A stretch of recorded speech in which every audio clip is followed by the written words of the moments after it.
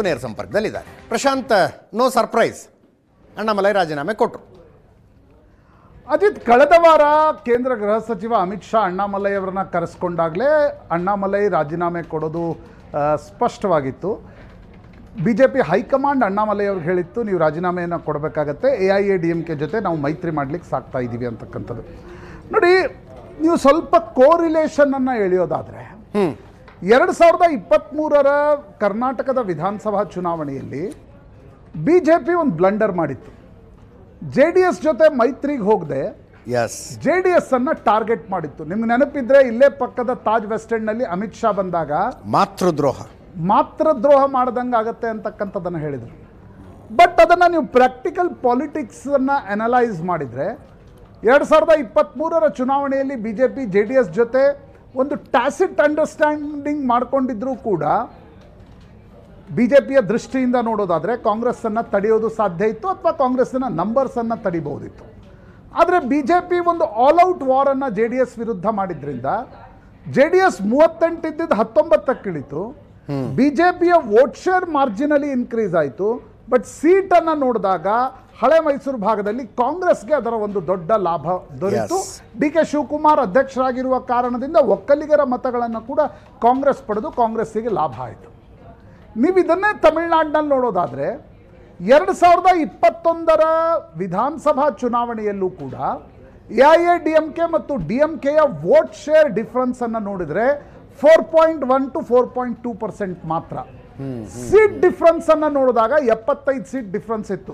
AIADMK 75 ಬಂದಿತ್ತು, DMK 150ಕ್ಕೂ ಜಾಸ್ತಿ ಸೀಟ್ಗಳನ್ನು ಪಡೆದಿತ್ತು.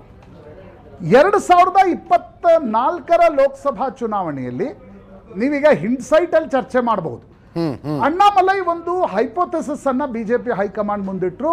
ಇಲ್ಲ, ನಾವು AIADMK post Jayalalithaa AIADMK collapse ಆಗತ್ತೆ, ಅಲ್ಲಿನ ವೋಟರ್ಸ್ಗಳು BJPಯತ್ತ ಬರ್ಲಿಕ್ಕೆ ಕಾಯ್ತಾ ಇದ್ದಾರೆ. ನಾವೊಂದು ನರೇಟಿವ್ ಅನ್ನು ಬಿಲ್ಡ್ ಮಾಡಿದರೆ ನರೇಂದ್ರ ಮೋದಿ ಕಾರಣದಿಂದ ಮತ್ತು ಅಣ್ಣಾಮಲೈ ಕಾರಣದಿಂದ AIADMK ಕೊಲಾಪ್ಸ್ ಆಗಿ ಅದರ ಲಾಭ BJPಗೆ ದೊರೆಯುತ್ತೆ, ಬೈಪೋಲಾರ್ ಕಾಂಟೆಸ್ಟ್ ಆಗತ್ತೆ ಅಂತಕ್ಕಂಥದ್ದನ್ನು ಅಣ್ಣಾಮಲೈ BJP ಹೈಕಮಾಂಡ್ಗೆ ಕನ್ವಿನ್ಸ್ ಮಾಡಿದರು.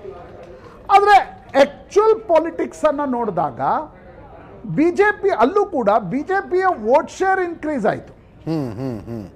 AIADMK ವೋಟ್ ಶೇರು ಮಾರ್ಜಿನಲ್ಲಿ ಬಿತ್ತು. ಹೌದು. ಆದರೆ ಅದರ AIADMK ಕೊಲಾಪ್ಸ್ ಆಗುತ್ತೆ ಅಂತಕ್ಕಂಥ ಅಣ್ಣಾಮಲೈ ಹೈಪೋಥೆಸಿಸ್ ಇತ್ತು, ಅದು ಸಾಧ್ಯ ಆಗಲಿಲ್ಲ. ನನಗನ್ಸುತ್ತೆ ತಮಿಳುನಾಡಿನ ವೋಟರ್ನ ಸೈಖೆ ಏನಿದೆ ಅದು ದ್ರವಿಡ ಪಾಲಿಟಿಕ್ಸ್ ಸುತ್ತಮುತ್ತನೇ ಇರುತ್ತೆ. ಅದಕ್ಕೊಂದು ಲಿಮಿಟೇಷನ್ ಇದೆ. ಕಾಂಗ್ರೆಸ್ನ 10% ನೋಡಿ, BJPಯ 11% ನೋಡಿ. ಆ 20%ಗಿಂತ ಜಾಸ್ತಿ ವೋಟ್ ಶೇರನ್ನು ತೆಗೆದುಕೊಳ್ತಕ್ಕಂಥ ಸ್ಥಿತಿ ಸುಮಾರು 50 ವರ್ಷಗಳ ನಂತರವೂ ಕೂಡ ತಮಿಳುನಾಡಿನಲ್ಲಿಲ್ಲ. ನನಗನ್ಸುತ್ತೆ ಅಣ್ಣಾಮಲೈ ಅದನ್ನು, it happens politically, nothing wrong in it. Annamalai ಅದನ್ನು ಓವರ್ ರೀಡ್ ಮಾಡಿದರು. ನನಗೆ ದೊರೀತಾ ಇರತಕ್ಕಂಥ ಒಂದು ಜನಪ್ರಿಯತೆ ಮತ್ತು ಸ್ಪಂದನೆ ಏನಿದೆ ಅದು ಇವೆಂಚುಲಿ AIADMKನ ಕೊಲಾಪ್ಸ್ ಮಾಡುತ್ತೆ. ಅದೇ ಕಾರಣದಿಂದ ಅನ್ಸುತ್ತೆ ರಜನಿಕಾಂತ್ ಪಾಲಿಟಿಕ್ಸ್ಗೂ ಕೂಡ ಧುಮುಕ್ಲಿಲ್ಲ. ಅಣ್ಣಾಮಲೈ ಒಂದು ಕ್ರಿಯೇಟ್ ಮಾಡಿದ ಆರಾ ಆಗಿತ್ತು. ಇಡೀ ದೇಶದಲ್ಲಿ ನೀವು ಎಲ್ಲೋದ್ರೂ ಅಣ್ಣಾಮಲೈ ಬಗ್ಗೆ ಜನ ಕೇಳ್ತಾ ಇದ್ರು. ಆದರೆ ಎಂಡ್ ಆಫ್ ದ ಡೇ ಪಾಲಿಟಿಕ್ಸ್ನಲ್ಲಿ what matters is how many seats you are getting to the table. ಹಾಗಾಗಿ ನನಗನ್ಸುತ್ತೆ ಅಣ್ಣಾಮಲೈ ಆ ಲೆಕ್ಕಾಚಾರವನ್ನು ತಪ್ಪಿದ್ರು ಅಥವಾ ತಮಿಳುನಾಡಿನ ರಾಜಕಾರಣವನ್ನು ಓವರ್ ರೀಡ್ ಮಾಡಿದ್ರು, ಅಲ್ಲಿ ಅಣ್ಣಾಮಲೈಗೆ ಯಶಸ್ಸು ಸಿಗಲಿಲ್ಲ. ಮತ್ತು ಅಣ್ಣಾಮಲೈ ವರ್ಕಿಂಗ್ ಸ್ಟೈಲ್ ಅದು ಯಾವತ್ತಿಗೂ ಇರುತ್ತೆ. ಅದಿತ್ he was an IPS officer. ಹೀಗಾಗಿ ಪೊಲೀಸ್ ವರ್ಕಿಂಗ್ ಸ್ಟೈಲನ್ನು ಅವರು ಪಾಲಿಟಿಕ್ಸಿಗೆ ತೆಗೆದುಕೊಂಡು ಹೋದರು ತಮಿಳುನಾಡಿನಲ್ಲಿ. He was popular among the cadre, but he was unpopular among the leaders. ಯಾಕಂದರೆ ಯಾವತ್ತೂ ರಾಜಕಾರಣದಲ್ಲಿ ನೀವೇನು ಮಾಡ್ತಿರೋ ಬಿಡ್ತಿರೋ ಜನರನ್ನು ಕೇಳಬೇಕಾಗತ್ತೆ ಏನು ಮಾಡ್ತೀರಿ ಅಂತ. ಅಣ್ಣಾಮಲೈ IPS ಆಫೀಸರ್ ಆಗಿದ್ದರಿಂದ ರಾಜಕಾರಣಕ್ಕೆ ಬಂದಾಗ ಆ ಒಂದು ಮನಸ್ಥಿತಿಯಲ್ಲಿರಲಿಲ್ಲ. ಇವೆಲ್ಲವೂ ಸೇರಿ ಅಣ್ಣಾಮಲೈ ಅವರನ್ನು ತೆಗಿಬೇಕು ಅಂತಕ್ಕಂಥ ಒಂದು ಚರ್ಚೆ ಶುರುವಾಯಿತು. AIADMK ಕೂಡ ಮೊನ್ನೆ ಏನು ಪಳನಿಸ್ವಾಮಿ ಹೋಗಿ ಅಮಿತ್ ಶಾ ಅವ್ರನ್ನ ಭೇಟಿಯಾಗಿದ್ದರು. ಅವರು BJP ಹೈಕಮಾಂಡ್ ಹೇಳಿದ್ದು ಹರ್ಡಲ್ ಇರ್ತಕ್ಕಂಥದ್ದು ಅಣ್ಣಾಮಲೈ ನಮ್ಮ ಮೇಲೆ ಟೀಕೆಗಳನ್ನು ಮಾಡ್ತಾರೆ, ನೀವು ಅಣ್ಣಾಮಲೈ ಅವರನ್ನು ಮೊದಲು ತೆಗಿರಿ, ಅದಾದಮೇಲೆ BJP ಮತ್ತು AIADMK ನಡುವೆ ಮೈತ್ರಿ ಆಗತ್ತೆ ಅಂತಕ್ಕಂಥದ್ದು.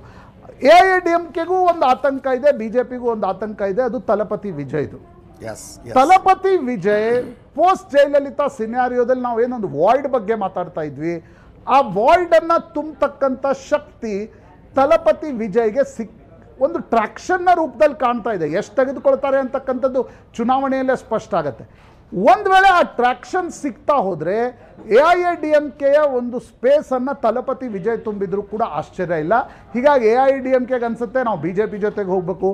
BJPಗೆ ಅನಿಸ್ತಾ ಇದೆ ತಲಪತಿ ವಿಜಯ್ ನಮ್ಮ ಜೊತೆ ಈಗಲೇ ಮೈತ್ರಿಗೆ ಒಪ್ಪಲ್ಲ, ಯಾಕಂದರೆ ತಲಪತಿ ವಿಜಯ್ಗೆ ಅನಿಸ್ತಾ ಇದೆ DMKಯ ಮತಗಳನ್ನು ನಾನು ಸೆಳಿಬೇಕು, ಮುಸ್ಲಿಂ ಮತಗಳನ್ನು ಸೆಳಿಬೇಕಾದ್ರೆ BJP ಜೊತೆಗೆ ಯಾಕೆ ಮೈತ್ರಿಗೆ ಹೋಗಬೇಕು ಅಂತ. ಹೀಗಾಗಿ BJPಗೆ ಅನಿಸ್ತಾ ಇದೆ to be relevant and to keep DMK and Congress out of power, ನಾವು AIADMK ಜೊತೆ ಮೈತ್ರಿ ಮಾಡ್ಕೊಳ್ಬೇಕು ಅಂತ. ಅದರ ಕಾರಣದಿಂದ ಅದರ ಮೊದಲನೇ ವಿಕೆಟ್ ಆಗಿ ಅಣ್ಣಾಮಲೈ ಇವತ್ತು ತಮಿಳುನಾಡಿನ BJP ಅಧ್ಯಕ್ಷ ಸ್ಥಾನಕ್ಕೆ ರಾಜೀನಾಮೆಯನ್ನು ನೀಡಿದ್ದಾರೆ. ಕ್ವಿಕ್ಲಿ ಯಾರು ಅಧ್ಯಕ್ಷರಾಗ್ಬೋದು? ಅದೇ ನನಗನ್ಸುತ್ತೆ ನಾನಾ ಹೆಸರುಗಳಿವೆ. ಹಿಂದೆ ರಾಜ್ಯಪಾಲರಾಗಿದ್ದರು, ಈಗ BJP ಶಾಸಕಿ ಕೂಡ ಆಗಿದ್ರು, ಅವರ ಹೆಸರು ಕೂಡ ಇದೆ. Whoever smooth equation and chemistry with AIADMK will become state president ಅಂತ ನನಗನ್ಸುತ್ತೆ. AIADMKನ ಕನ್ಸೆಂಟ್ ಮ್ಯಾಟರ್ ಆಗುತ್ತೆ ಮುಂದಿನ ಅಧ್ಯಕ್ಷರನ್ನ ಆಯ್ಕೆ ಮಾಡೋದಕ್ಕೆ. ಮುಂದಿನ ಸುದ್ದಿಗೆ ಹೋಗ್ತಾ ಇದ್ದೀವಿ.